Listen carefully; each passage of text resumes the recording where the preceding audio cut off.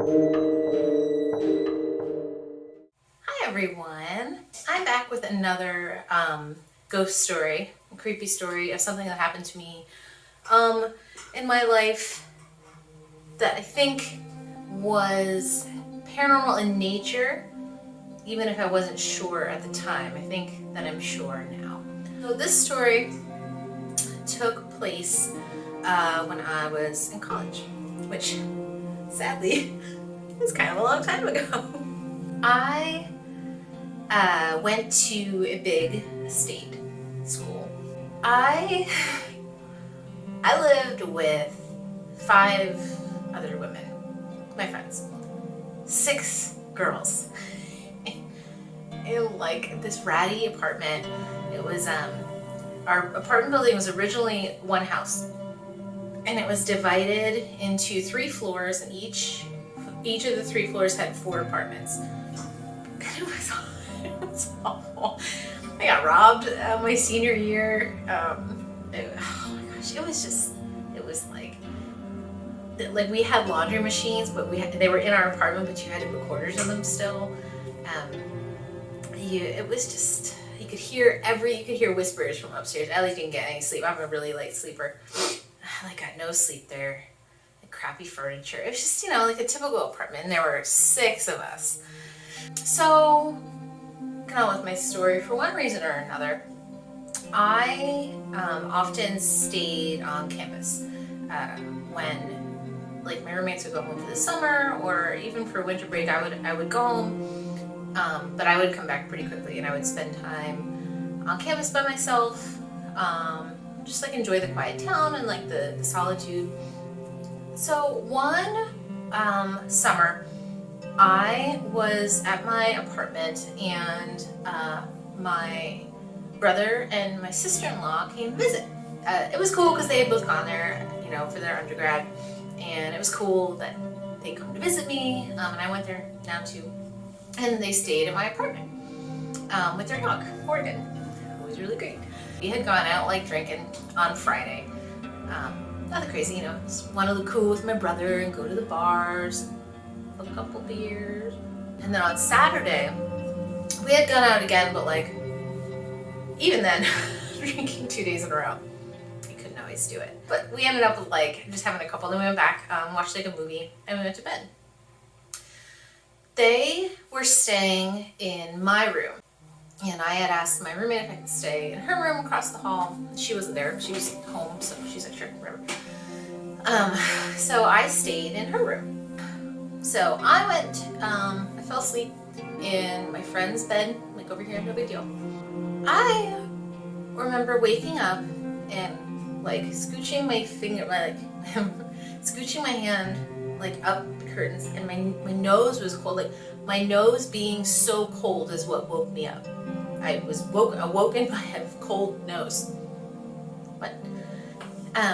And I was like, and I kind of like came to consciousness, and I'm like, damn, it's cold.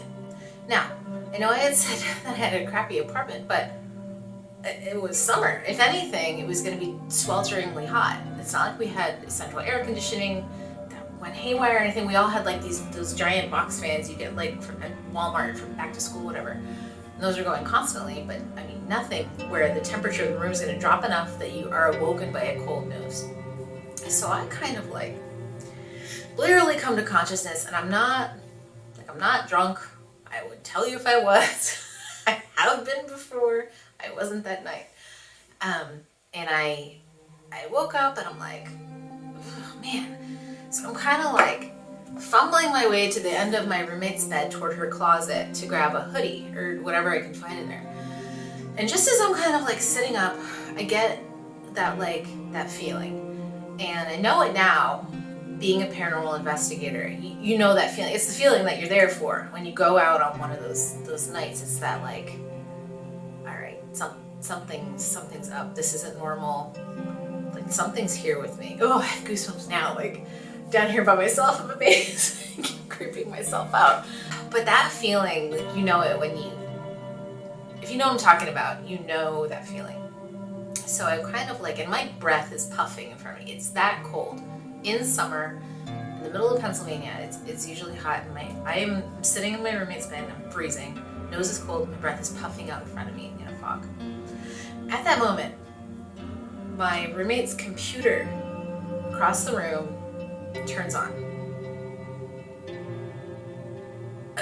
I was like, what in the, and I'm like I'm sitting there and I'm having this feeling and my nose is cold and it's quiet. I can't hear my upstairs neighbors who were notorious for being super loud. I didn't hear anyone downstairs. It must have been the middle of the night. I don't know what time it was. I didn't check anything. I just was kind of getting up to get a hoodie and this computer turns on and I'm kind of looking at it. I'm waiting for a demon face. So someone Zozo is gonna be on the screen, or the captain from Exorcist, and it just kind of goes through its normal booting process, and it's just turns on. It's on my friend's desktop, and I'm okay, what? Maybe there was a power surge, okay, and I stand up, and I'm realizing how deathly still the room is. Something's not right, and I'll pause here to say, no demon appeared. I didn't see a full body apparition. There's no big oh my god moment, or I freaked out. So I stood up and I'm kind of slowly making my way to the door, and I'm I want my brother. I'm 22 years old. He was 30 or something at the point, and I remember being oh thank god, family's visiting, because I had been staying at the apartment all summer, no big deal. I was taking a summer class or something. I wasn't scared of my place at all. I wasn't whatever. And so I'm okay, I'm gonna go wake them up. I'm freaked out. Maybe they're cold too, and they can be oh yeah, I don't know, something's weird. I walked to the door, and as soon as I put my hand on the doorknob and pulled it open, it was it's I broke the moment. It was gone. I didn't feel weird anymore. It wasn't noticeably cold. The computer was still on because it had been on and I didn't turn it off. But that moment, the moment had passed. I'd broken the spell of the creep factor of whatever the hell was going on. It was broken when I opened the seal to the room. And I kind of I hesitated, the dog looked up at me from the hallway, thumped his tail or her tail. And I took a couple steps toward my own bedroom door to wake up my brother, but I'm what? If I don't feel creeped out anymore, why would I interrupt him? So in the morning I asked him did you guys cold last night, or didn't you feel weird? Anything wake you up? And no, and I kind of told them. They laughed me off. They're super reasonable. My brother's a doctor now, and my sister-in-law is very they're very pragmatic. They're awesome, but they're not into spooky stuff at all. So I didn't really put too much into it. The rest of the time I lived there, nothing really spooky outstanding. I said, my apartment got robbed. There was scary people as usual, in a college town, but nothing ghostly or paranormal or whatever. And I wasn't really friends with my neighbors. I couldn't, pick their brain and ask them if they had something strange happen to them. So from this particular weird story of my life, sometimes I wonder, that moment of me opening the door, why did that matter? Why did that change whatever I was feeling in that moment? Is a spiritual visit really comprised of man-made walls, or not comprised, but held in, in the compartment that we have made, that we could make? Say that was a ghost. Was that room haunted? Is the whole building haunted? Why that moment? Why turn on a computer? Maybe because was that just an easy, moment? Was that something easy to manifest, turning on? I don't know. The temperature drop, I understand. I feel the temperature drop was perhaps an energy gathering moment that was gathering it up to turn the computer on, whatever. But then it's what was the catalyst to turn the computer on? Can a ghost do Control Alt Delete? This is did seriously, did a spirit press in the power button on what am I even saying here? It's just one of those things.